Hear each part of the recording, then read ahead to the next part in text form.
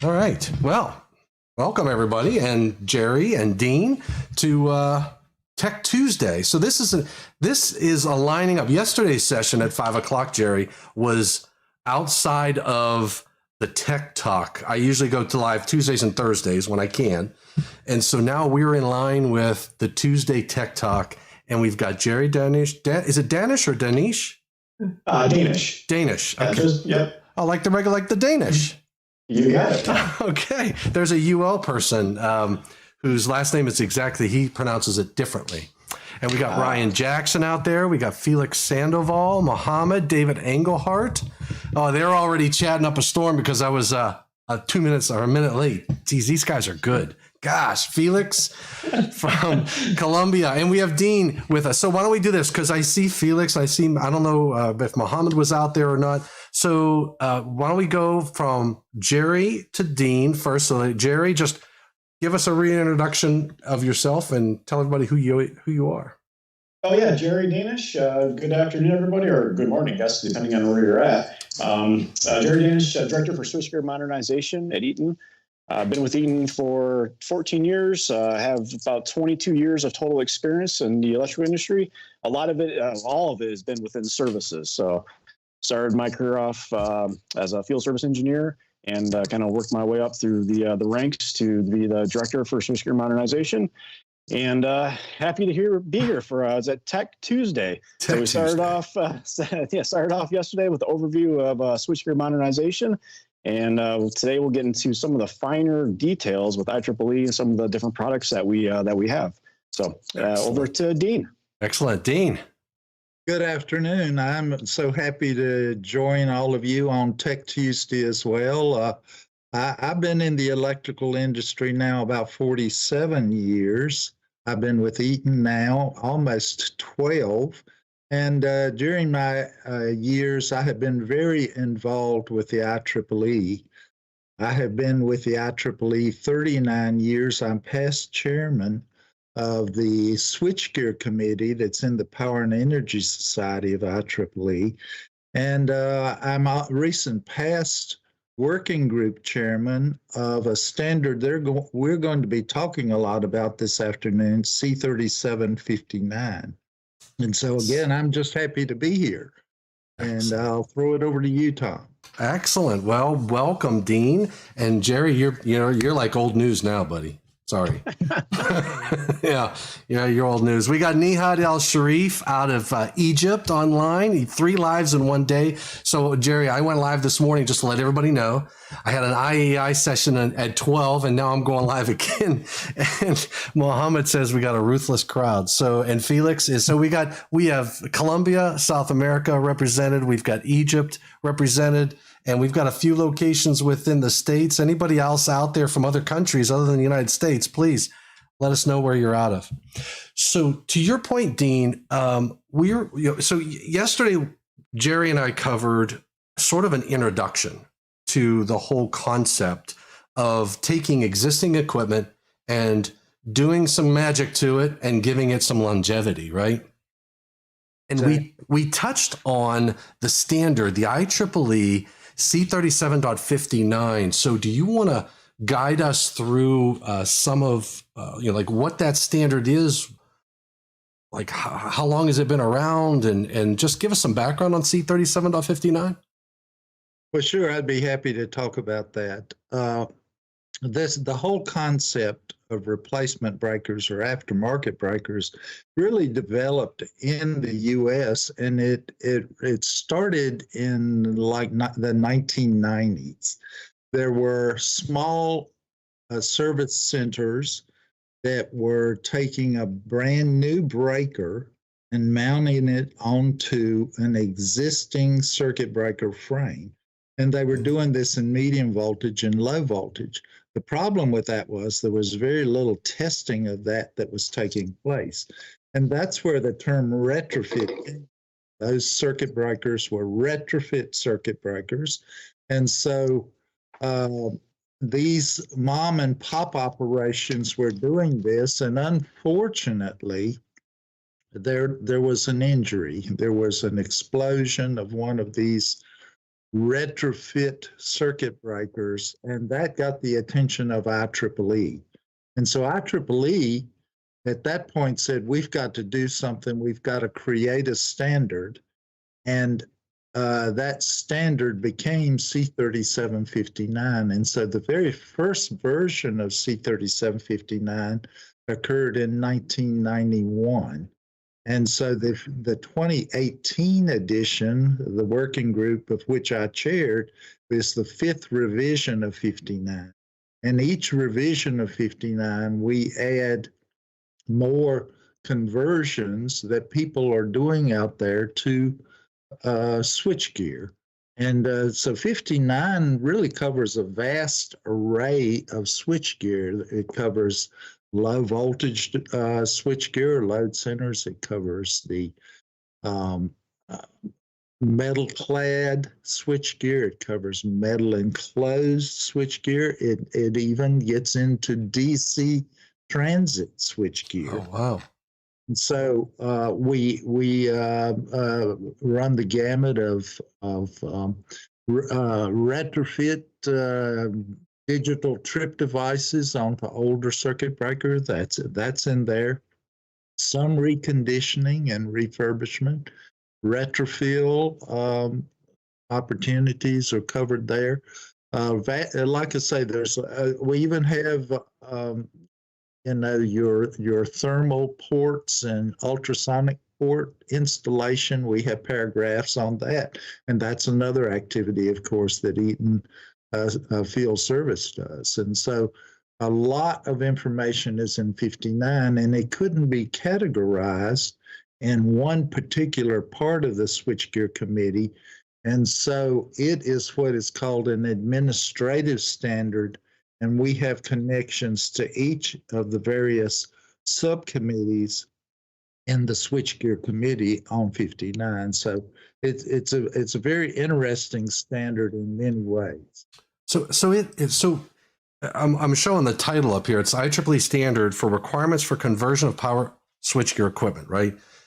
So that's right. So it seems like when it says power switchgear equipment, switchboards, I guess, wouldn't be in here then. This would be your switch gear is pretty specific. It wouldn't be a switchboard product. That is a great point.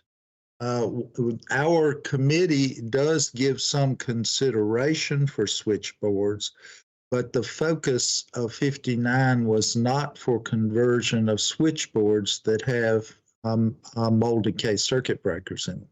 Not to say that conversions for that are not done. They are done, but there isn't any particular guidance in 59 for converting those switchboards, if you will. Gotcha. And since it says equipment, and we had this discussion yesterday, Jerry, right? We talked about, are you modifying the structure, or are you modifying all of the parts and pieces that go into that structure? So what we were getting into the discussion yesterday about was regarding the bus that's inside the equipment, the physical big gray box. This focuses more on the circuit breakers and everything else that's inside that equipment. Is that, would you agree? Was that accurate? That is a very accurate statement because conversion of switchgear equipment could be installing a replacement breaker. Yeah. It could be replacing the front door with all the relays on it, going from electromechanical relays to electronic devices. It could be, there are even paragraphs in 59 related to converting conventional switchgear to arc resistant switchgear. Oh, really? Yes, there are paragraphs in there. Now, the thing about 59 is it is not a cookbook on how to do all of this. It is a standard that says if you are going to do this, these are the kind of tests you've got to perform to design, certify this equipment. And so that is the focus of 59. Again, it's not a cookbook. It's not going to tell you how to convert conventional switchgear to arc resistant switchgear, you've got to figure that out. But 59 will tell you how to test it and what you need to do to certify it. That is pretty cool. What do you have to say about that, Jerry? Yeah, so I remember. Yeah, so one, it's awesome, right? And I'm glad Dean's on here to fully explain it to everybody, because it does get confusing when you start talking about conversions and retrofits and retrofills and what what equipment it's affected. So yesterday the question was, hey, does IEEE give the customers or the manufacturers to allow them to do this to their switchgear? And I think I answered yes. It gives the ability to allow it. Mm-hmm. However, it really doesn't, right? It's more of like Dean said, it's more of like, hey, this is the specification. This is what you should be following to make this conversion or make these retrofits or fills, I guess. So right, yeah, I think I will clear the air on that one. I think I misspoke yesterday when I said that. But, and Dean, you can back me up on that, hopefully.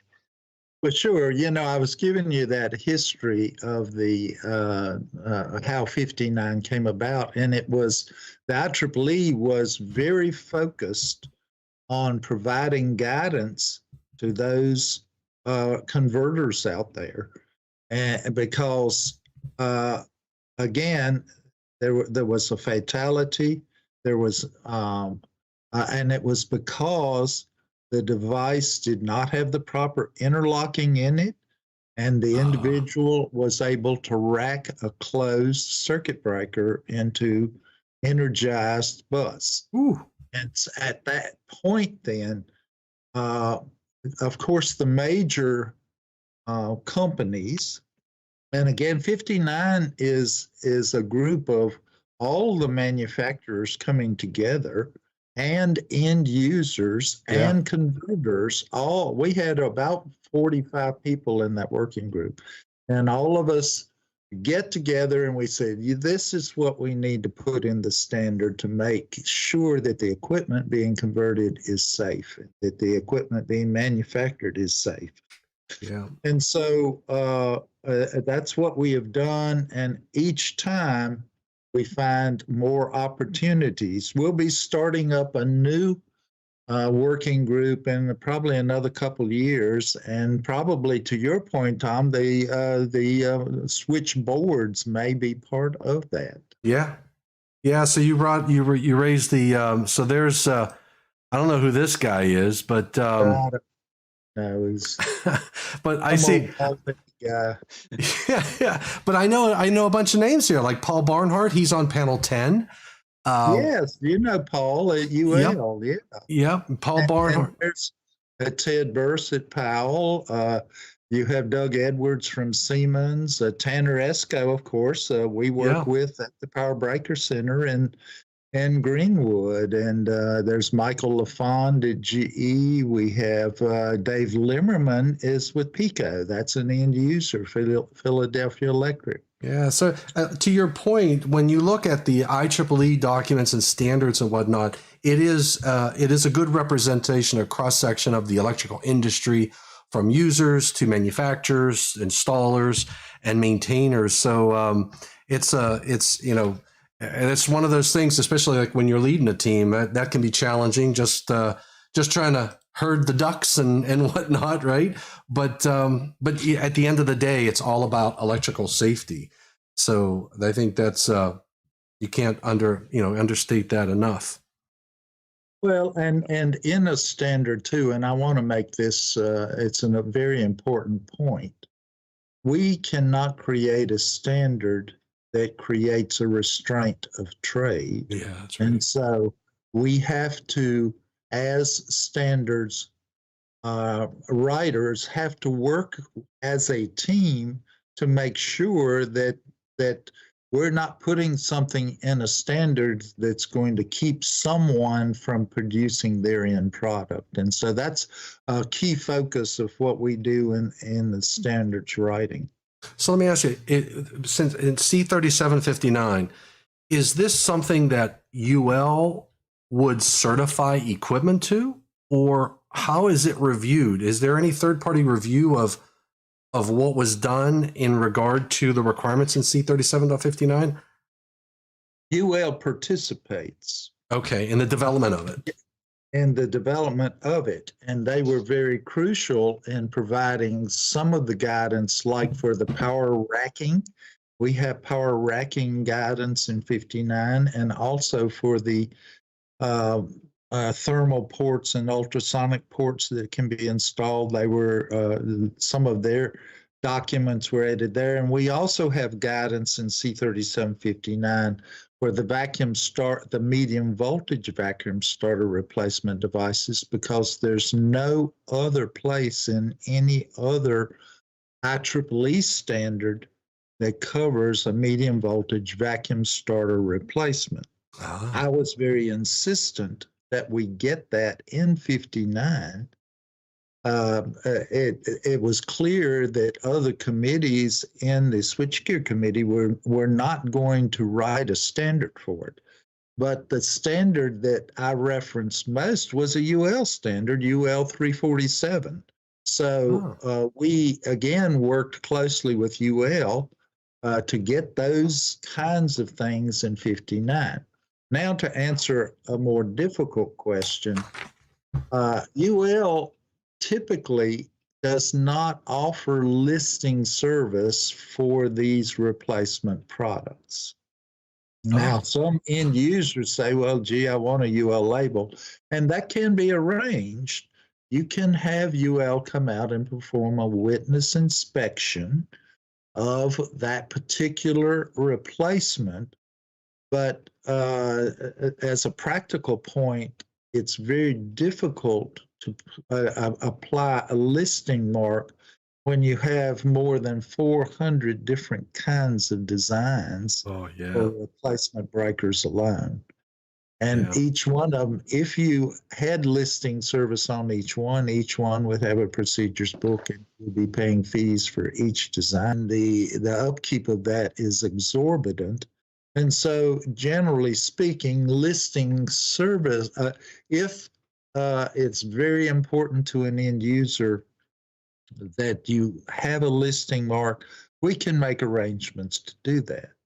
But that being said, one of our key end users are utilities, and utilities provide use specifications, and they participate in IEEE activities, and they generally do not require UL listing marks on a lot of what they purchase. Right. And so for us, we will work with an end user when they want a UL listing mark, but we do not automatically provide listing marks on our replacement products. If they did a field evaluation, they would probably reference 37.59 in a field evaluation when they're reviewing it. They would use 59, and see 59 references many other standards. Yeah, I saw that. And so, for low voltage breakers, for example, 59 is going to refer to C3713. It's going to refer to C3717, C3720.1, and C3750. And so all of those standards work hand in hand, and UL uses those, and UL, when they provide a listing mark, it's UL 1066, they go back to C3713, C3717, 20.1, and that's how they prepare a listing service based on IEEE document. Yeah, that's interesting. I was just looking when you, and I'm glad you said something, because I was looking at the document, and they call it the normative references, I think is the title of the section 2 in that document. I was like, there are a lot of references, but to your point, it's all the different components that go in that equipment. So this is sort of like, this is like the beginning of the journey to get something back up to speed, and it points you to all of the other reference materials that you would need to look at, right? Oh, absolutely. Yeah. 59 is in some ways a guide document. It's going to send you to the other standards. And, you know, if you're using insulating materials, perhaps that are part of, say, a replacement device that you're creating, the various standards are going to point you to various UL flammability standards for those non-metallic items and all of that. And all of that would be found in the other standards that are referenced in 59. Yeah. Now I know this picture because I think that equipment is in the experience center. Okay. And and so I always, you know, I look at it, and when I have people up there that are coming in for tours or something, I always walk over and I'll say, oh, this is what we can do. But I don't know the story behind this. So explain to me what we're looking at. I know this is one lineup, and then there's a cubicle on the bottom that has an older breaker in it and even an older door. But then we have a Magnum breaker in that top. Is that a retrofit? Is it a reconditioned equipment? What am I looking at? Well, that is what Eaton calls a low voltage air replacement circuit breaker. Okay. And what is it? It is a direct replacement for that ITE K-line breaker that's in that lower compartment. Now, the way Eaton provides those replacements is that the old circuit breaker would be removed from that lower compartment, and we provide what is called a compartment adapter that is inserted during an outage. The switchgear has to be locked out and tagged out. We provide the compartment adapter. We hang a new door on the front of the switchgear, and then an Eaton circuit breaker that has the special connections on the back side of it that duplicate the old ITE primary disconnects is inserted into that adapter cassette. And then you can close the door and you're off to the races because, and what we have done, yes, we have inserted an adapter cassette into that circuit breaker compartment, but we have not in any way changed anything in that circuit breaker compartment. And all of those parts could be removed and you could put the old breaker back in its place. So that's what we're talking about when we say a direct replacement. We have not changed in any physical way that circuit breaker compartment. Okay. And so we have low voltage air replacements for GE breakers, the AKs, AK2s, AK2As, AKRs, all of those, Siemens LAs and Siemens RLs. We have the Westinghouse DBs and DSs and S2s. We have the ITE K-line that we see here, the ITE LK. We have Federal Pacific replacements in low voltage, and the list goes on and on. Like I say, we have hundreds of low voltage designs because what we're looking at there is an 800 amp replacement, but we would also have 1600 amp replacements. Okay, and so 3000. Hey, Dean, I'll ask a question for I guess the audience, right? So what you talked about, and you know, this is a direct replacement breaker for the old ITE K-line breaker, but there are situations, and I know we've quoted these before, where the customer has an old manual circuit breaker, right? And they want to convert that to an electrically operated circuit breaker. Now that kind of changes the scope a little bit, as in you kind of mentioned that, you know, if they needed to get that Magnum breaker out, they could take it back out and put the old breaker back in. But now if you're going to electrically operated, now you're adding controller wiring. You're getting outside of kind of that realm of direct replacement into kind of a conversion type application. Exactly. And at that point, yes, it does become, it does not become a retrofill, but it is a conversion from manually operated to electrically operated. And so additional secondary wiring has to be added to that circuit breaker compartment. And of course, our field service teams are are very familiar with doing that. We include the provisions for making the connections to the adapter cassette and to the circuit breaker when it's installed. So it becomes, that circuit breaker compartment can become an electrically operated circuit breaker compartment. So when you put that cartridge in there, which does that establishes the physical difference between maybe a circuit breaker and the existing structure, which could be a different manufacturer. Is that a direct replacement, or are you talking retrofill in that type of? No, you're still talking about a direct replacement there. Well, then what's a retrofill? Help me understand a retrofill. A retrofill is when we are unable, when we do not have a low voltage air replacement, a direct replacement for an existing breaker, what we'll do is go to that circuit breaker compartment, remove the breaker and all of the interfaces inside that circuit breaker compartment. What most people call a cassette. The cassette is then removed, and then we install our own Magnum cassette. We hang a new door again, but we also create bus connections that would extend from the Magnum cassette back to the existing bus work in the switchgear. Okay. This requires, however, a site visit by an Eaton specialist, especially if it's a retrofill we've never done before. So Gotcha. Regardless of what an end user has, we can offer him an LVAR, a low voltage replacement, a direct replacement, if we can do that, or if he's got something really unusual or a certain size that we do not offer.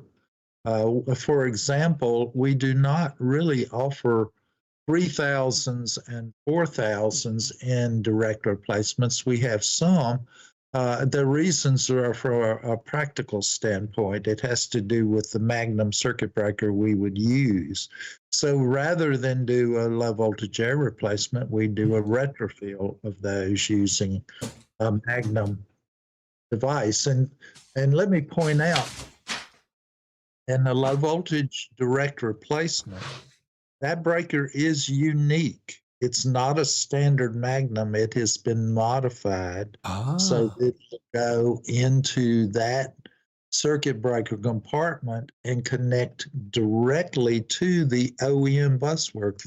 So that Magnum that we see in that top photo will attach to ITE buswork. And so it has the primary disconnects that allow that. Interesting. So it's that interface in between the back of that breaker and the bus is a custom. Gotcha. Now, do you, when you have a piece of equipment like that, if I just wanted to do one breaker and nothing else, could I do that? Is that something you do, or is that something you'd say, look, sure, you got to do them all? Sure. We're helping people spend their maintenance money. These are not usually capital projects. They're maintenance money projects. And the guy says, well, I can afford 2 this year, and maybe I can afford some more next year. Yep. And we'll work with those end users. And so, yeah, we'll replace what he wants to replace on this year's budget, and next year he can do some more. Gotcha. And so, yes, you absolutely can do one. And we have pictures of switchgear that are almost like a checkerboard, this one and that one and this one and that one. And so it's pretty interesting. Yeah. And I did want to, I know you've moved on, but I did want to say that in a retrofill, that is a standard Magnum breaker. And so a standard Magnum breaker will go into a retrofill compartment because it's racking into a Magnum cassette. I gotcha. Oh, that's right, because you've replaced the cassette. That's right. That's right. So you in a direct replacement, you're taking our breaker and putting it into the existing cassette. In a retrofill, you're taking that whole cassette out, putting a different cassette in, and wiring that to the bus, so that you can rack in a standard Magnum breaker in and out. So the equipment, although it might be a GE, Squared E, ITE, whatever it is, equipment, that compartment, it's basically an Eaton cassette with an Eaton breaker in it and operates and functions that way. And we often quote both direct replacements and retrofills in the same quotation because and that, of course, then allows the end user to now have all Eaton across his low voltage equipment, and he doesn't have a mix anymore. Yeah, and you know what, Larry, you said this yesterday, Jerry. You said about getting a consistency in the facility for replacement parts and training too. And I loved what you said. You made the statement. You said locked and tagged out. You didn't say de-energized. And I'm telling you what, that is like 70E 101. I get so frustrated when people just say de-energize it. You have to establish an electrically safe work condition, which is the lockout, tag out procedures, the whole bit. And so I appreciate you. I appreciate your statement there. So, but consistency in a facility, I think, is it leans to the reliability, and also from a safety perspective, you train individuals on that breaker, the interface, how to rack it out, how to test it, how to operate and function. You're not dealing with a hodgepodge of different manufacturers, different methods, and different styles. So, I think it speaks from a safety perspective too. Yeah, exactly. And just add on to the retrofill, like the best example I can give is if everybody out there is familiar with Pringle switches or bolted pressure switches, that's a very standard device across the board. But that's one of those retrofill applications where that entire device needs to come out. The buswork needs to be, re-engineered. And then, after it gets re-engineered, then you put the cassette in, and then you put the breaker in, and then it's a brand new door, and then you can tie in, electrical metering to it, or remote control panels, or breaker control boxes and stuff like that. So that's kind of if anyone out there is looking for ideas, like, hey, what's the retrofill application? A bolted pressure switch is typically the number one item that we see from a retrofill application. Interesting, and that would give you arc reduction technologies, right? Communications. Exactly. So that there's a lot of value there from a safety perspective. I just wrap myself around all the safety aspects of this, and it just makes so much sense because these are big boys right there at the service entrance equipment or close to the service entrance equipment.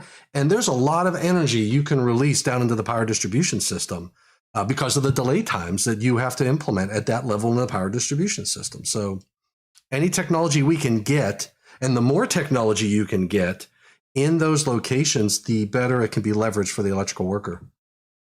Absolutely. Yeah. The value is huge when you go to a retrofit application.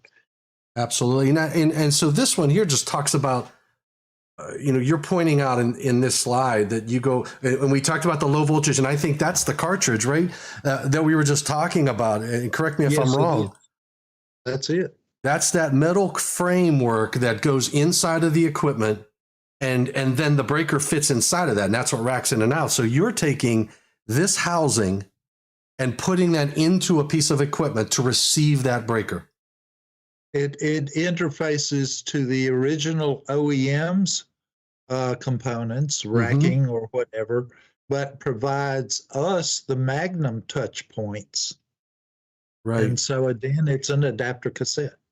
Yep. And now medium voltage is a little bit different, isn't it? I mean, everything is one big, and there's no, I don't know, a medium voltage circuit breaker is not like a low voltage breaker because it doesn't have the brain. It doesn't have a thermomagnetic. It needs a relay. It's like a switch. I mean, in reality, it's something else tells it to open, but it has everything. I mean, it's got the whole, you have the physical stabs that go in the back. Is that standardized? Is that something that's standardized between manufacturers? These what do they call those? The jaws that go onto the bus? They're called primary disconnects, but they're proprietary per manufacturer. Okay. And so everyone has their own way of doing that, and they're attached to unique bushings. And so, yes, we have McGraw-Edison styles and ITE styles and Westinghouse styles and GE styles. So Yes, hardly any commonality in.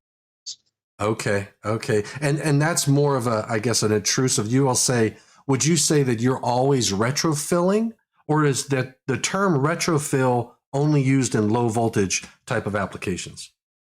Well, yes, it's only applies to low voltage with the one Okay. exception down there on the end, the VHC plus, which I'm sure we'll talk about in a little bit, because it does have its own adapter cassette. And there is one medium voltage instance where there is an adapter cassette, and that is a conversion of GE vertical lift to a horizontal rack end design.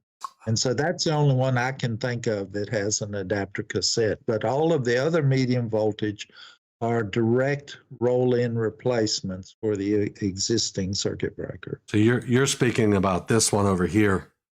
That's right. All right, and you can see sort of the structure to it, but all of these just have that dead front here that I call a dead front. I don't know if that's appropriate terminology for it, but that's your front plate that you get the status indication. And when you look inside of that cell, and it's usually back in there, right? It's not That's like right.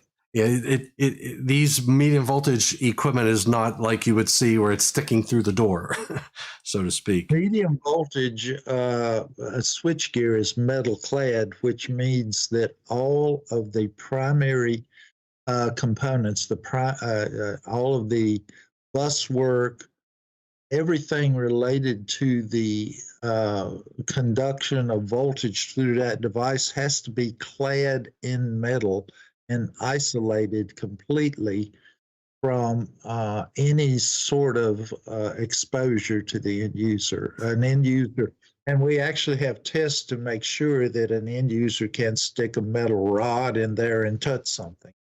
It's metal clad. It's clad in metal to completely isolate the primary circuit from the outside world. That's pretty cool. And you can put medium voltage equipment in anybody's equipment. Medium voltage breakers, low voltage breakers, it doesn't matter. The big gray box that's there, we can sit down and look at whose big gray box that is, and then that would indicate to us the interface for the breaker to be able to stab a bolt in or connect with the buswork that's inside. I would go out on a limb to say that Eaton has more different designs than any other manufacturer. We have the medium voltage market very well covered with our replacement designs, and we're gaining fast with our low voltage replacements as well. Interesting. Now, I see a bullet item. It says extends switchgear life by 30 plus years. Obviously, and Jerry and I talked about this yesterday, that's going to be dependent upon condition of maintenance and whatnot. And location of that equipment. But 30 years is a long freaking time. When our end users have to decide, we offer different ways to extend life. And by replacing their circuit breakers, that's the maximum way of extending life.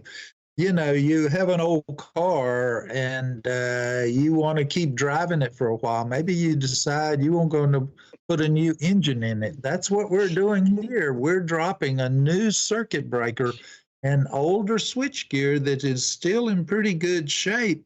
The breakers are kaput, but we can put a new breaker in that switchgear and extend the life significantly. So I'm sorry, I wanted to say one thing. Yeah. This is even taking place in nuclear power plants. Nuclear power plants are extending their life beyond their original 40 years by replacing the circuit breakers in their switchgear. Yeah, and I'll tell you what, and I'm glad to hear that, because are you familiar with NRC, Nuclear Regulatory Commission, HEAF events? Are you familiar with the HEAF? I'll tell you what, this is, there is a complete website on focusing on this, because they're doing a lot of research. What they're recognizing in the nuclear industry is the NRC is doing research on all of the different high energy arc flash events. Okay, they're called, they call them HEAF events. Now, here's the thing that the NRC, when we think of an arc flash event, we think of the electrical worker, right? And how to dress and make sure they put the right personal protective equipment. But what the nuclear industry is focusing on is the fact that a non-safety related piece of equipment could have a significant HEAF event that can take out a safety related piece of equipment that's in the same room or in an adjacent room. And they had this at Turkey Point. They have case after case in here of all the different types of arc flash events that are occurring in their research. They're looking at examples of events at, medium voltage, in different cases where they've had incidents in medium voltage. So replacing equipment in nuclear facilities, in my opinion, is really critical because they're experiencing these problems now, and they don't have the same technologies in these older breakers that we have today, which is a considerable difference from an arc reduction and containment. Because and in fact, being able to take a piece of equipment, I'm just looking to see there's a maybe it's this one here. Yeah, this is the official website, and they have meetings which are public because the NRC is the NRC. Mm-hmm. Yep, and I know I sit in on some of these because I'm on the steering committee for IEEE 1584, and then my argument to them was we know a lot about incident energy. We know how to dress for success. We know how to calculate it. So just use IEEE 1584. But their point was IEEE 1584 does not talk about the physical damage that it can do to all the other equipment around there. So I think that here, Kenneth Hamburger, you can give him a call or send him an email and say, hey, I want to be involved. And this tech, being able to take existing equipment, update it with the latest in technology, can reduce the incident energy, reduce the damage in these nuclear facilities. Because you know what happens, and I used to work for Gilbert Commonwealth, which designed nuclear plants. So I worked at Crystal River Unit 3, and we did coordination studies, selective coordination studies, and we know when we selectively coordinate systems, we're putting intentional delays, which will increase incident energy all the ways up through the system. And medium voltage is no different than low voltage. That's right. We work closely with our nuclear contractor providers. That's Westinghouse Engineering Services. Yep. And I want, gosh, Jerry, I'm drawing a blank on the other one. But, Framatome. Yep. Yeah, and so and we work closely with those guys, and they are always working with us.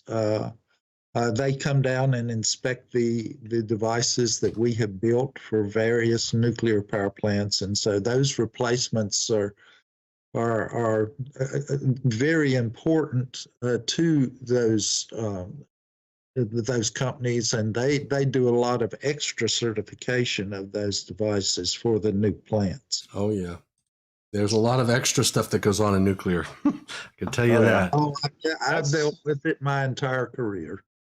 That's a very interesting thing, Tom. Like I would love to read that. I've never heard of someone doing a study on how an arc flash event or whatever, an explosion would affect other equipment in the same room. Because I've been part of those investigations before, and I've seen damage to other items in the room, but I've never seen like a full blown study on how it could affect, I guess, the rest of the systems. So that's really interesting. And the nuclear industry, I mean, here's what's the funny part, and cable spreading room.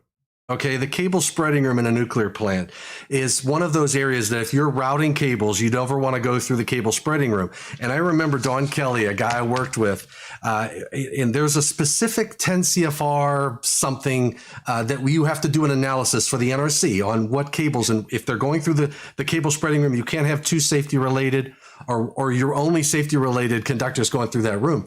And the story behind why that whole standard was developed is around one individual, which in the nuclear industry, they know his name, they know where he's working right now today, right? So he was putting the penetrations in for going to the spreading room, and there are differential of pressure. And he's filling the penetrations, and he wasn't sure if one of them took. So to test it, he took a lighter and just lit like a match or a little lighter, and instead of it blowing the air towards him and it sucked it in. Jeez. And when it did, it took out the entire cable spreading room. I can't remember which plant it was at, but that, where was it? Was TVA Browns Ferry. Browns Ferry plant. And so here's what happens in that industry. You take a look at TMI. Okay, I put the security system in for Crystal River Unit 3. And so we looked at the person who drove into the TMI 3 Mile Island, and he went right, I think it was went straight through the front gate. Security missed it. And it went through the fence. The fence went up and it came back down again. They heard something. They looked over and then they found the vehicle in the plant later on that day. And the individual just basically, and that's what they call him, the individual, basically left the vehicle and hid in the plant, right? Which is an extreme security breach. So what that drove was vehicle barriers at every nuclear plant. So what this HEAF event research will probably drive is an awareness of incident energy and damage to equipment at all nuclear plants that are going through an aging process. These plants, we're not building, other countries are building nuclear plants, but in the US, we're just getting longer in the tooth and they're revitalizing it. And this whole process is critical to get to from a safety perspective, And that's why I say we work very closely with our nuclear partners in providing replacements for our nuclear clients across the country and up into Canada. Oh yeah, and what you're showing here, so the whole arc reduction maintenance switch, zone selective interlocking, in the low voltage arena, I think, in my opinion, we all know about the low voltage technologies like the arc reduction maintenance switch and whatnot, but I would bet I'd bet my next paycheck, which is not that much. So in any case, that there are a lot of people out there who don't realize a lot of these technologies are also available at medium voltage. Mm-hmm. We have requirements in 24087 and 24067 for arc reduction technologies for 1200 amps and above. Well, we don't have anything on the medium voltage side of the business for safety. Well, with Eaton, we do offer digitrips with arms on some of our medium voltage circuit breakers. Yeah. And so, and we actually use that as part of a solution that we provide for arc flash limiting in what we call an arc flash limiter. Whereby we use a digitrip on a medium voltage breaker. Mm-hmm.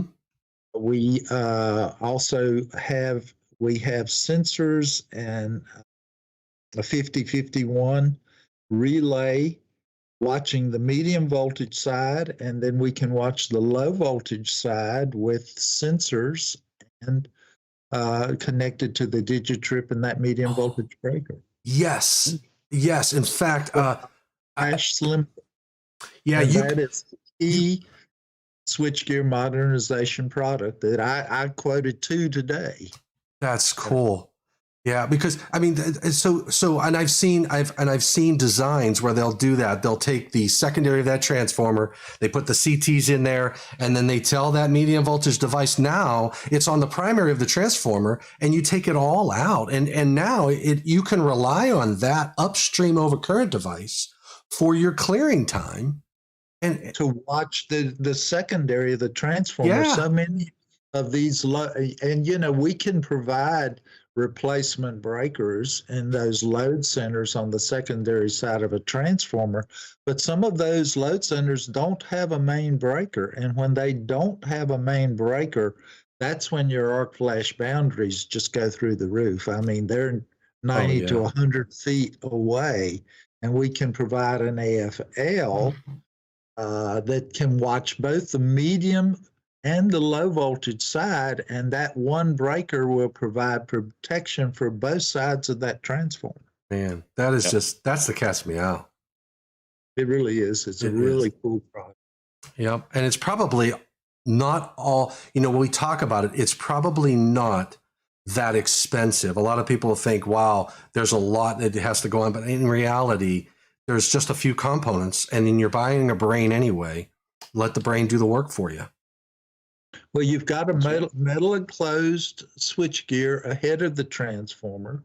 We remove the fuses, but we keep the low break switch to give you a visible break in that metal enclosed gear. And then that one breaker goes in where the fuses were and provides all that protection on both sides of the transformer. Ah, excellent. All right, so Tamaki Ono's from Japan. So Tamaki says, I used to be an industrial control panel designer. Now, we're not talking industrial control panels, but let's just take that for what it is. Regarding the retrofitting of the breaker frame, is the IP rating, I would think that they're talking the integrate IP rating, the criterion evaluating the risk of energy. Oh, IP, that's your finger safe solutions. So that is, Tamaki, that's a lower voltage application. And the IP rating, it has to deal with the intrusion for finger safe solutions. And that would reduce the risk of coming in contact with energized parts. Now, when you're talking medium voltage, you're talking something totally separate. I believe the controls are in separate compartments, right? That's correct. They are. They're in separate compartments. And what voltage are we talking in those compartments? We're talking 120 volts for controls, or are we talking less? Often in medium voltage switchgear, the preferred control voltage is 125 DC. Ah, yeah. And so those control panels will often be 125 DC, and the source of that DC can be from rectifiers, but it's often from a battery backup system. Yeah, and I think a lot of I just had a class. I did a 70E class not too long ago, and David Englehart's pointing out IP is intrusion protection, and you can do intrusion protection. That's your finger safe solutions on many industrial control panels and things of that nature. We have different ways to provide that finger safe solution, whether it be on terminal blocks or covers and whatnot. But from a safety perspective, I did a 70E class, I think it was last week or a week before, and we were talking about the fact that equipment varies. And when you get into medium voltage, you're probably dealing with, when you think you've established an electrically safe work condition, there's that UPS that's in there that's going to have that DC voltage that's going to be greater than 50 volts DC, which puts you into the shock hazard. And if you're not fully aware of what's inside that equipment, you have to really question whether or not you're qualified, because a qualified individual who's qualified on that equipment will understand all those different sources of the hazards. Exactly. You want a qualified person working in that equipment. Another hazard are capacitor trip devices. There are devices that provide stored energy to offer tripping for a medium voltage breaker. They can be used in low voltage, but you more often will find them in medium voltage when they have an AC control power, but they still want to operate their circuit breaker shunt trip with DC. So you'll have a capacitor trip device, and that capacitor trip device remains charged even after you remove control power. So that's another hazard that is in switchgear that individuals who are familiar with that switchgear will know about, but it's certainly a hazard to those who are not familiar with it. And all of these components that we're talking about are all targets when you're doing a renovation, when you're doing this refurbishing and reconditioning and revitalization of the equipment. You might be putting in new methods to power these relays. Right. So Yeah. So if you're adding these relays that require the DC power, are you also putting that UPS or adding that DC? I mean, what's the? Do you have a preference when you add that the DC source? Is there like your go-to solution? Well, the DC source for us is usually already provided. Okay. I did recently have an end user ask us to provide a UPS for their arc flash limiter, and of course we were glad to oblige because Eaton makes UPS devices. That's right. But and so I was happy to grab one and quote it, but that's not normally in our wheelhouse to provide that DC control power. Gotcha. Okay, so this is the low voltage. Do you want to go through each of these, Jerry? What do you want to do? I mean, we're already an hour in. I think we. I'm not sure. We've had a lot of fun because the quick talking point I wanted to just point out on this one is with some of the older circuit breakers, the method to rack these breakers on and off the bus is you had to open up the door to the front of the circuit breaker. And with replacing those, whether it be direct or retrofill, now you have through the door racking, right? So it's another layer of protection that you get with the newer circuit breaker. And on top of that, there's a couple devices out there from our safety solutions is called the MMR 1000 and then the RPR2, which can remotely operate and rack these breakers on and off onto the bus. So it's just another layer of safety protection for any maintenance personnel or any electrical workers that have to interact with that breaker. MMR 1000? MMR 1000. That's also a long block engine for a Mustang. Oh, all right.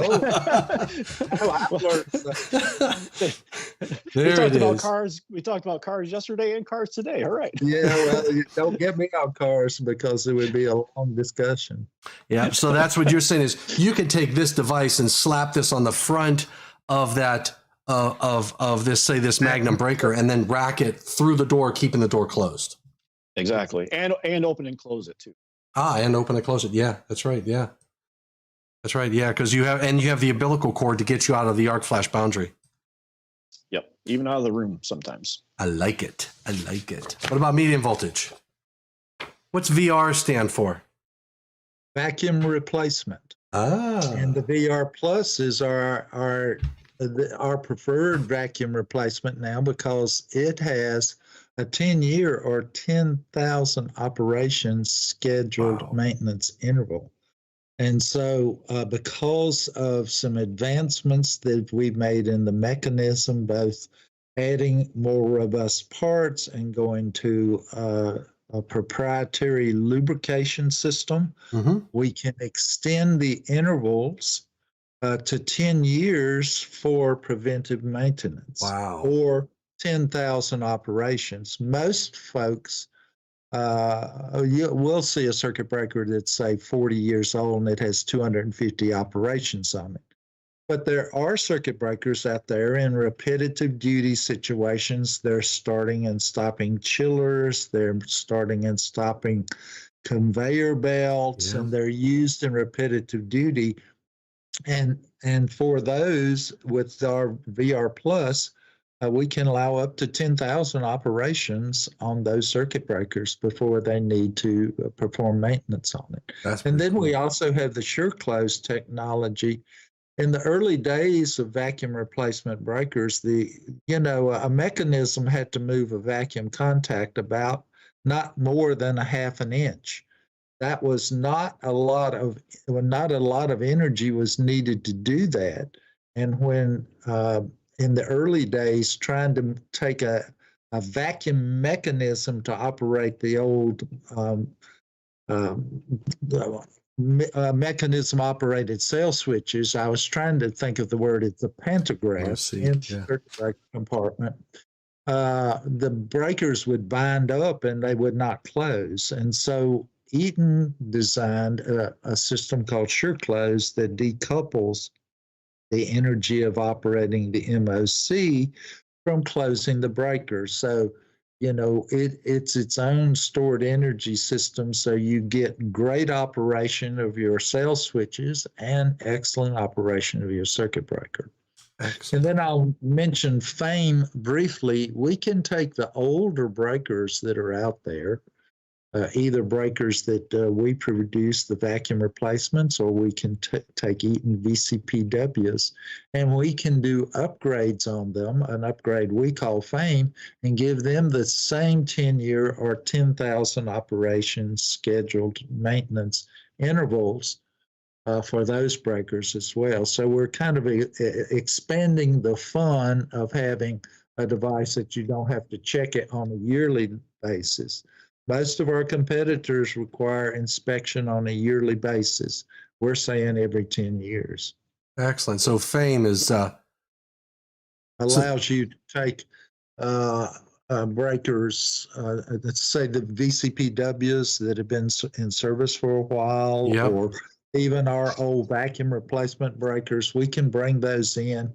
We can change the lubricants. We can upgrade the components in there and give that breaker a 10-year lease on life. There it is. Factory authorized mechanism enhancement. We are an industry of acronyms. Man, all I could saw was what I got going on in my head is the song FAME. Yeah, I know. That's cool. Okay. So the last thing that on this slide, if you could back up, Tom, is that all the breakers that we manufacture here in the PBC in Greenwood, and this is kind of specified by IEEE, is that they're fit tested in cells. That we run them in and out of cells, every single breaker that leaves this facility. So if you take 200 designs available for this medium voltage breaker, we have, for medium voltage breakers, we have a warehouse full of cells for all the different manufacturers out there. So that's part of our quality checks when you get this breaker, that it's going to fit perfectly into your cell when you get it. So you mean you actually have switch gear of all different manufacturers, all different vintage? Yes. Yeah. That's insane.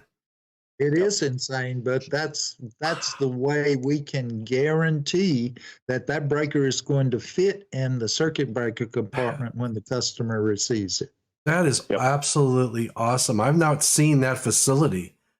I should have took a picture of I guess all the cells that we have in Greenwood right now. We just got them out of storage, and it's I didn't realize how many we had until you actually see them, and it's pretty impressive. Pretty impressive.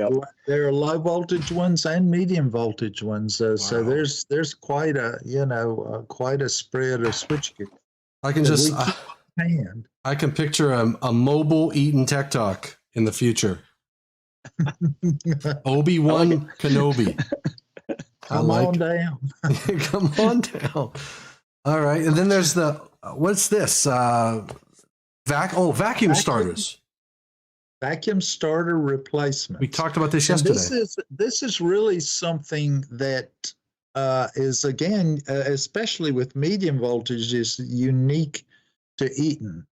We build in the old days, before there were motor control centers or very good motor control centers, and certainly before you had medium voltage motor control centers. Those came around in the early 60s, but before that, circuit breakers were used as contactors. They were starting and stopping chillers. They were used in repetitive duty applications. I've already talked about that a little bit. Well, we can build a device that is a fused contactor. It is either in low voltage or medium voltage, that will do up to 200,000 operations. The medium voltage up to 150 load switching operations on that vacuum starter replacement device. And they are fused in low voltage to go up to 200 kA and medium voltage up to 50 kA. But they will roll in and replace a circuit breaker that was in that circuit breaker compartment. Wow. And for the low voltage devices, we even include overload relays. So essentially, it's like a low voltage starter on a circuit breaker frame. Yeah, and we talked about this a little bit yesterday as well about switching breakers and that they're not designed for that. And this is very similar, but it's on the medium voltage side of the family, saying, "Hey, people still do that with chillers and whatnot." I have not seen medium voltage lighting yet, but I'm sure it's probably so. But The new technology coming. Yeah. new technology, right? We're going the opposite of LED, but so this would be more like your motors, your medium voltage motors. You're starting and stopping and using it as a controller. That's right. There is a very famous pipeline company. I probably shouldn't mention their name, so I won't.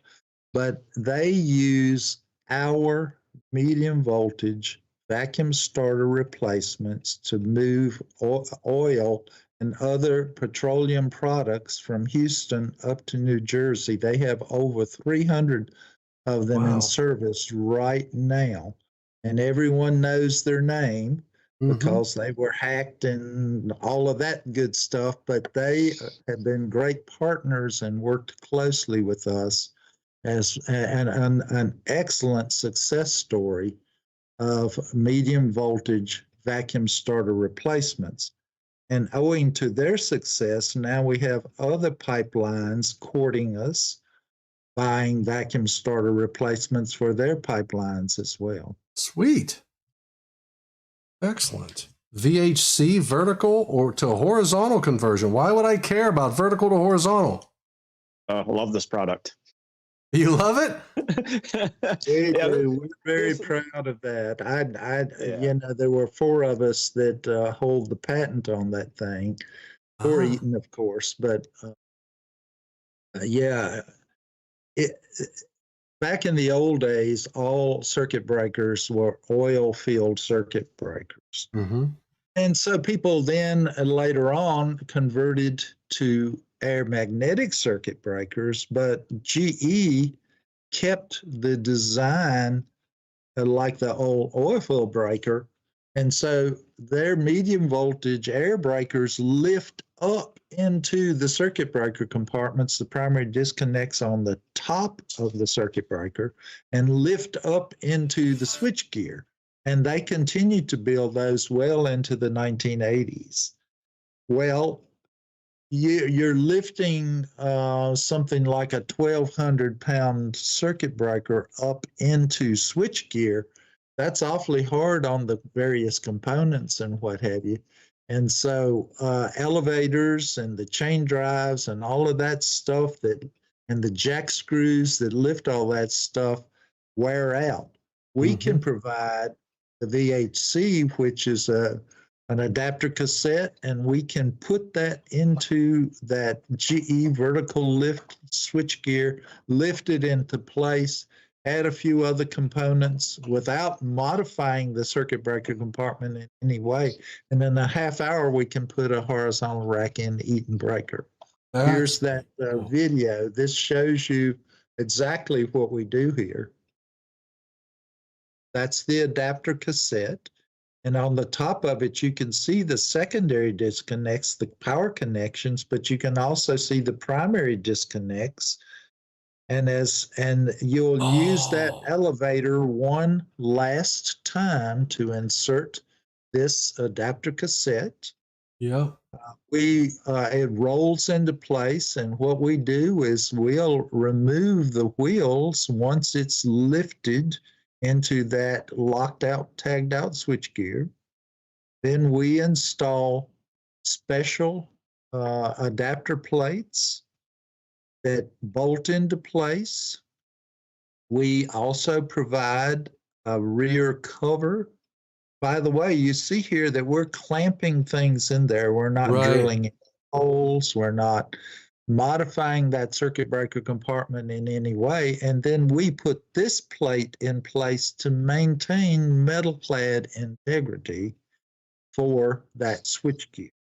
And so, and I make that point because other manufacturers provide retrofill solutions that no longer meet metal clad criteria. Ah, interesting. And we can do that. That conversion takes place in no more than 30 minutes. Wow. And if you retrofill that, it can take up to a half day to a full day to do one circuit breaker compartment. Wow. So the VHC, certainly a solution that is priced more than a replacement breaker alone, but it's priced less than a retrofill of that circuit breaker compartment. Interesting. Now this is is this something different? This primary bottles? We, some people say, well, you're still using those old GE bottles there. We can go into that. The problem with the GE bottles is they had a pitch that would it would heat up and start dripping down onto the top of the circuit breaker. Well, we have a way of going into those bottles and resealing them and refurbishing them prior to the installation of the VHC solution. Interesting. And that's what's going on right now over here. Is there the fittings and the gasketing, right? We developed a way, yes, because the primary disconnects, the fingers, if you will, are in the circuit breaker compartment inside those bottles in the roof of that circuit breaker compartment. And we have found a way to repack and refill that pitch, refurbish those primary disconnects, and reinstall them. Here you can see we're resealing and adding pitch and basically creating a refurbished bottle without having to remove it from the circuit breaker compartment. And when you say bottle, that's the receptor that receives the jaws that basically give you that connection onto the bus. That's it's a very common term in the industry. The correct term is a primary bushing. Ah, okay. But everyone, because almost all of them are ceramic, they call them bottles. Ah, gotcha. Excellent. So and that takes it. So now you have the latest technology, and so it's a vertical. Where's the horizontal tie? Is that's the horizontal breaker that we see there. Okay. And it will roll then. In the video, we saw that circuit breaker roll into the circuit breaker compartment, and it can be racked in with our RPR 2.1 remote power racking system, or it can be equipped with its own racking system built into the bottom of that circuit breaker. Interesting. You simply attach an umbilical to it, and it will power rack itself into that circuit breaker compartment. Right. So the structure itself is the investment. You've invested in that years ago, and you're maintaining that. You're just basically doing what you need to do to take and put this equipment in that existing structure. I think that's phenomenal. But it's also peace of mind, because those vertical racking chain link driven systems, they're very, very tough to find parts nowadays for those. GE doesn't support it. I know there's a company out there that kind of bought the intellectual property to them. They don't manufacture that anymore. So if you're a customer out there or know a customer out there that has a huge installed base of the GE magnet blast, and they're like, hey, we don't know what to do, we have a solution. And then Dean, next time Patrick Adams puts on a demo, I'm gonna tell him you said 30 minutes, and I'm gonna time him. Well, okay. Get that stopwatch out. To be more honest with you, we had a guy that could actually put it in about 10 minutes. And so I'm being very generous by saying 30 minutes. Oh, man. Game on. but and so and of course we have our field service guy say, "Oh, it took us 2 hours," and see we say, "Oh, really?" Yeah. but we're just very proud of the VA.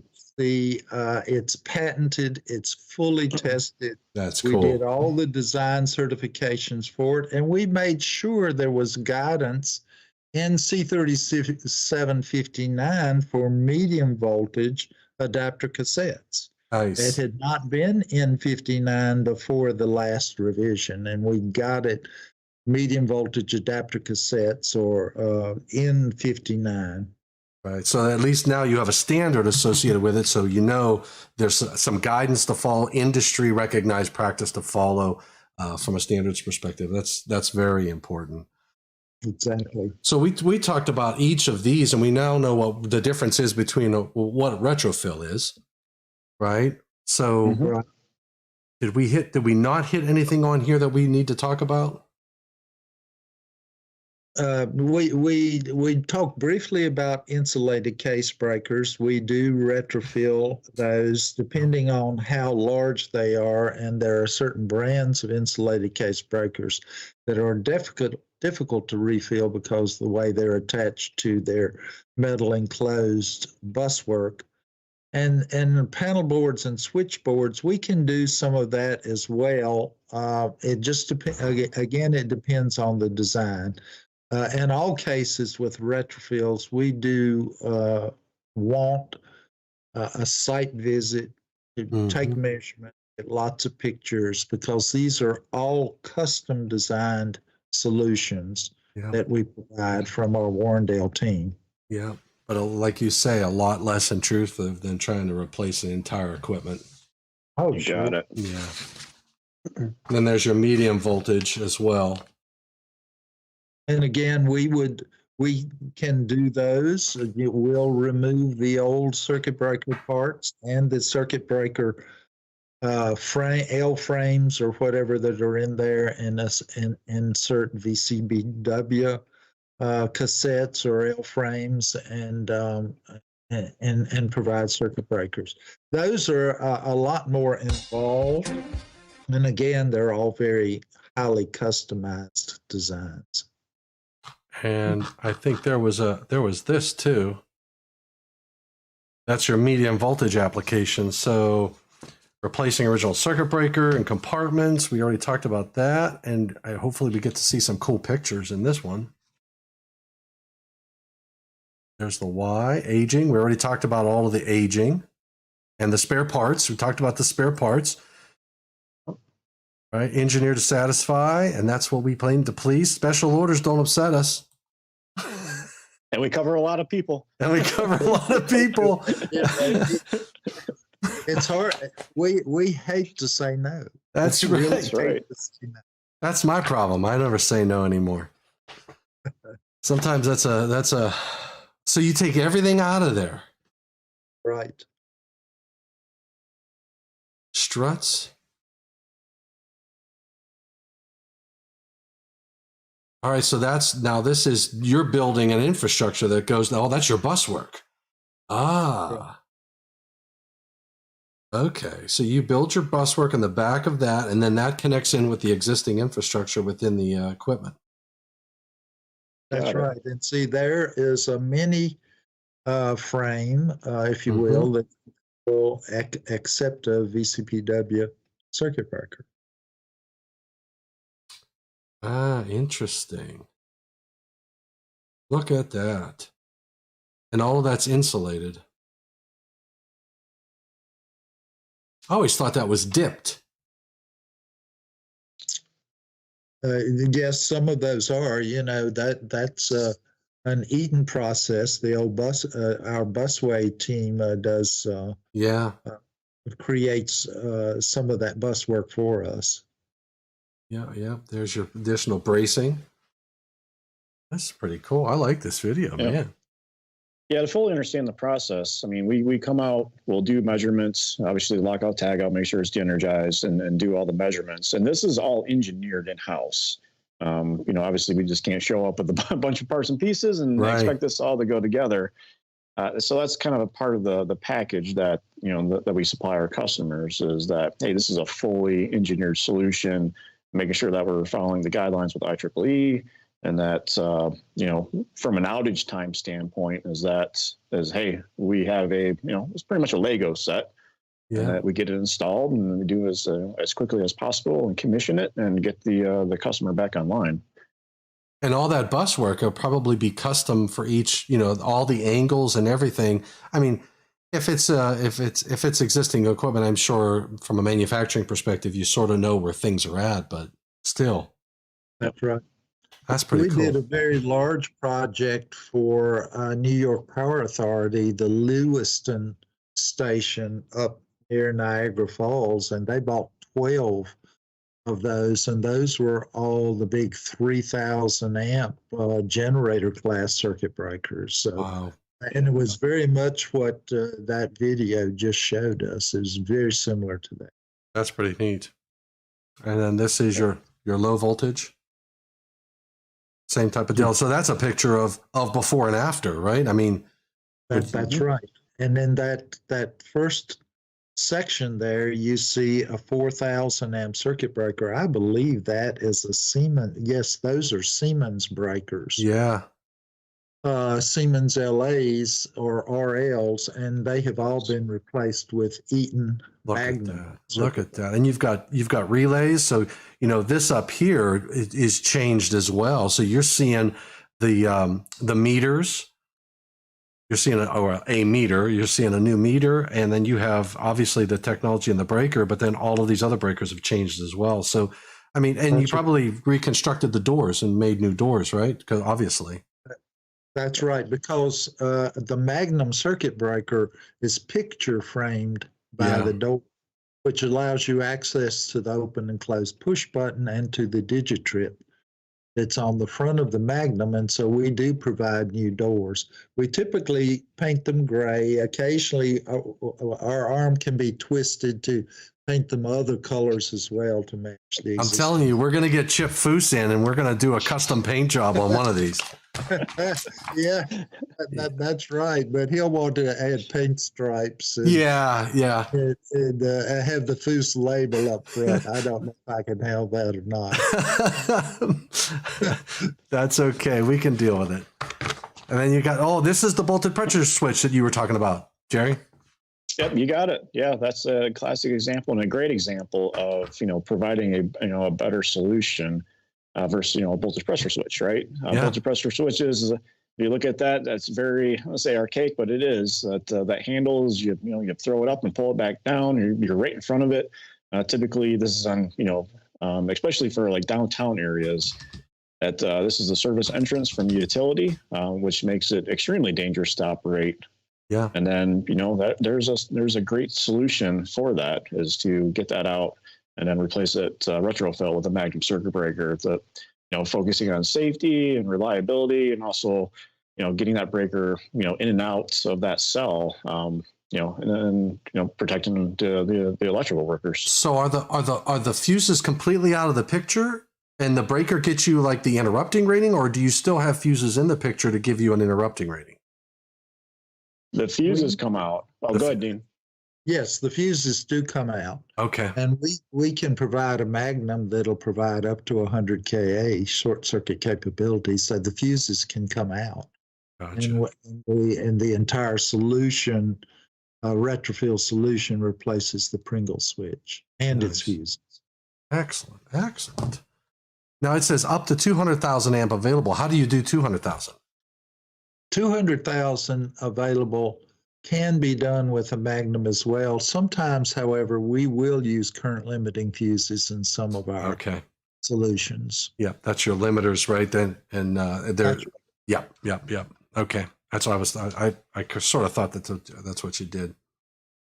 All right, then you have your insulated case, which is really listed to a 489, which is still a molded case circuit breaker, but it's an insulated case. That's a marketing term, which I wish didn't exist, but it does.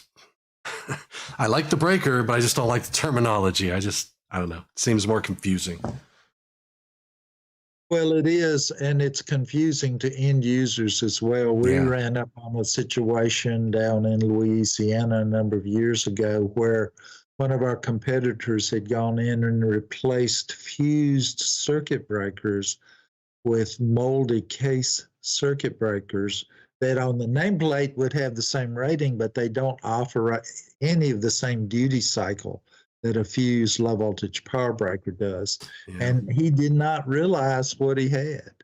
And it was very unfortunate that they had spent a lot of money. And so we came in and said, well, this is what we can do to help you. And it was a very long conversation. Of course, they were a little upset with their previous provider. Yeah. That way. And so there's a lot of confusion that exists between what is an insulated or multi-case breaker and what is a low voltage power breaker. They're very different products. Yeah, they are. Now this is nice because this was the same big gray box, but you changed the internals and changed the front. So so you have an investment there, and we can make it look like brand new piece of equipment. That's pretty awesome. We can do that, absolutely. Yeah. We will replace panel boards, and we will replace molded case breakers. That is pretty. That's just sweet. Okay, success story. We talked about having success stories. We finally going to have one. There we go. The first one, right? It's day two. Day two. So I'll run through this.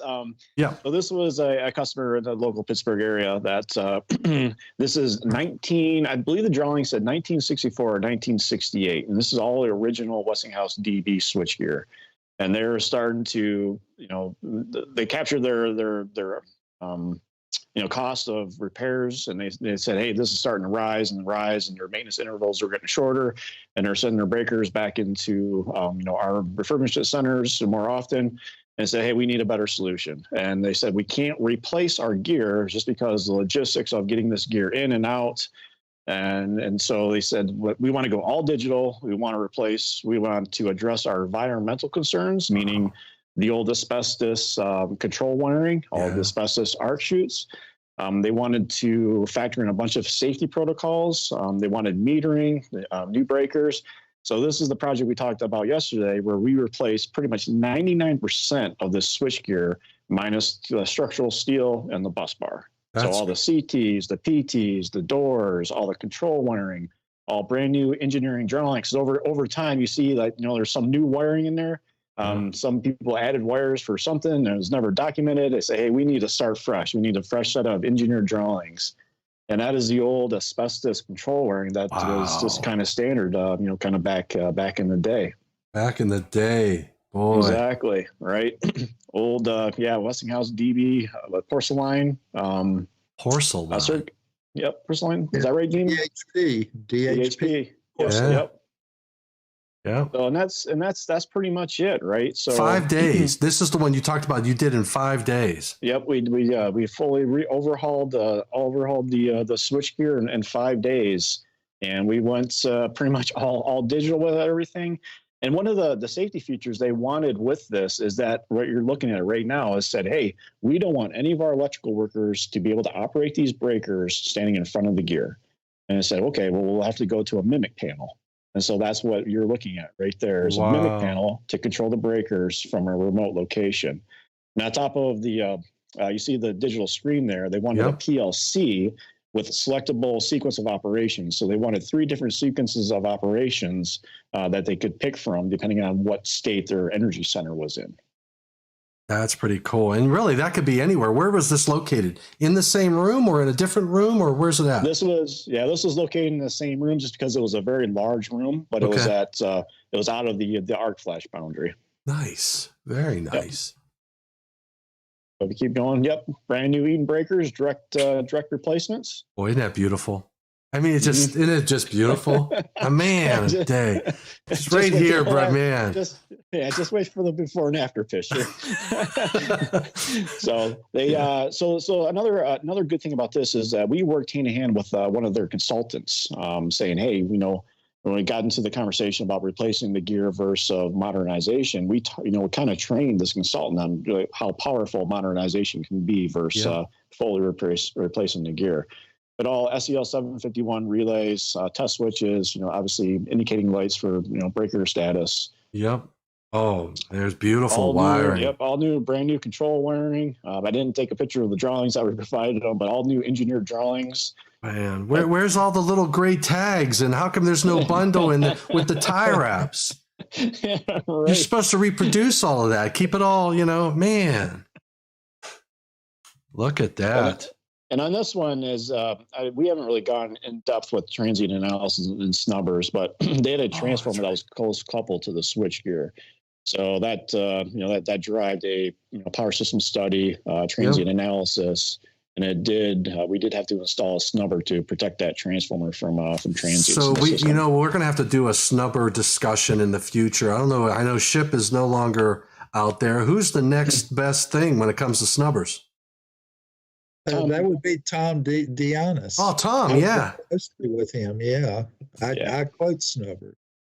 Yep, I'm going to have to get him and lasso him, because I'd love to do one of these just on the snubber design and talk about the issue, maybe work through a couple IEEE papers that we've done in the past, because I think that's a concern. He's an IEEE fellow. He's a really smart guy, really a great guy. I like Tom a lot. Yeah, I taught him everything he knows. There we go.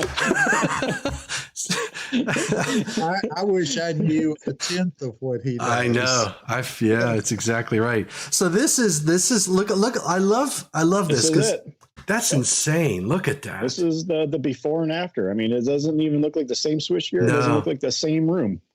No, it doesn't. That's just absolutely phenomenal.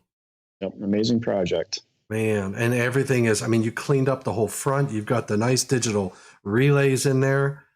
You've got some indicating lights. You've got the panel on the, in the same room, at least outside of the arc flash boundary.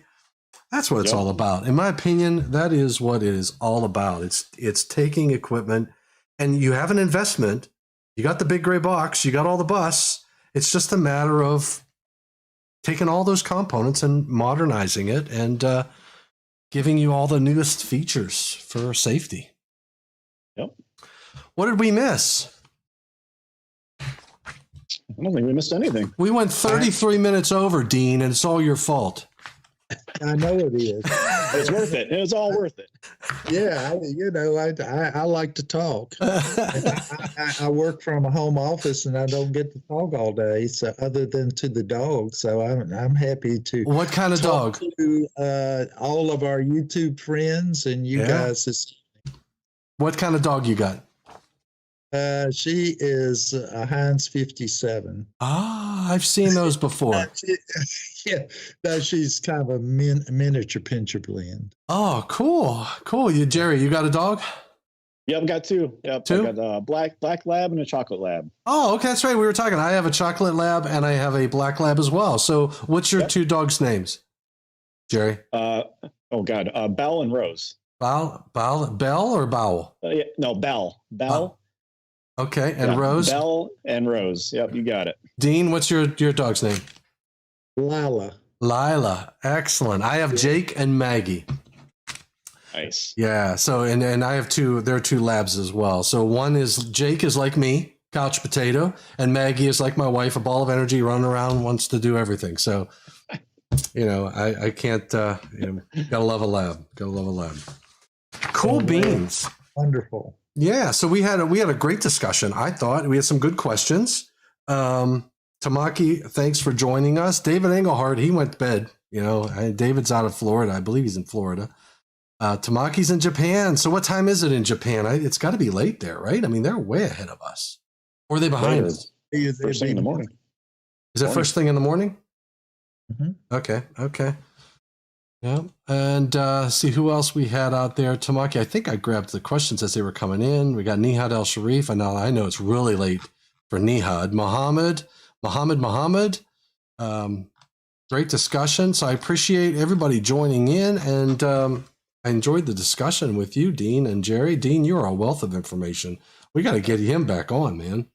Oh, Yep. I'm happy to do that. Sure. Yeah, we got to pick a topic and then we can dig deep. And I have a button. We basically get in there and I have this little button that says go live. I just press it and we're talking. We're streaming on 7 different channels and we're getting people all over the globally. So yeah. That's awesome.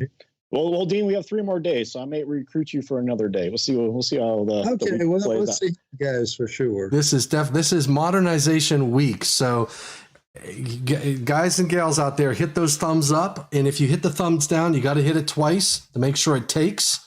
And Felix Sandoval, thanks for joining us. Oh, it's 7:38 in the morning in Japan.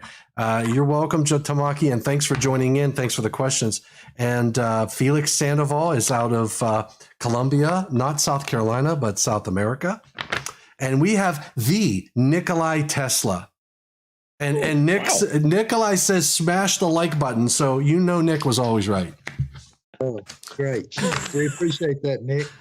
Really appreciate it. I love it. Beautiful. Well, gentlemen, Dean, Jerry, thank you very much. I'm going to give the rest of your evening back to you. Go and you're traveling, right, Jerry? Yeah, I'm down in Greenwood, and I got up at 3:00 this morning to get my flight, so I am going to crash pretty hard tonight. Oh man, yeah. Dean, you're in Greenwood too, right, Dean? I'm in the Greenwood area. That's right. We make our home in Darlington, South Carolina, and of course we've got the big NASCAR Southern 500 this coming weekend in Darlington, South Carolina. The track too tough to tame. Wow. But anyway, we're but during the week I'm in the Greenwood area, and work with the great folks at the Power Broker Center. Well, I can see a future session down at the racetrack. I'm just saying, Dean. Okay, hey. Okay. Know people. It's a little bit. Yeah, and Steve Froming and Mather Abbasi. So Mather is out of New York, Chief Electrical Inspector, New York City, downtown. Mather knows all about 200,000 amps of full interrupting current. So thanks for joining us, Matt. And Steve Froming, yeah, I went live 3 times today. What the heck? I got a button right here. All I do is press it and talk. So like Dean, like to talk.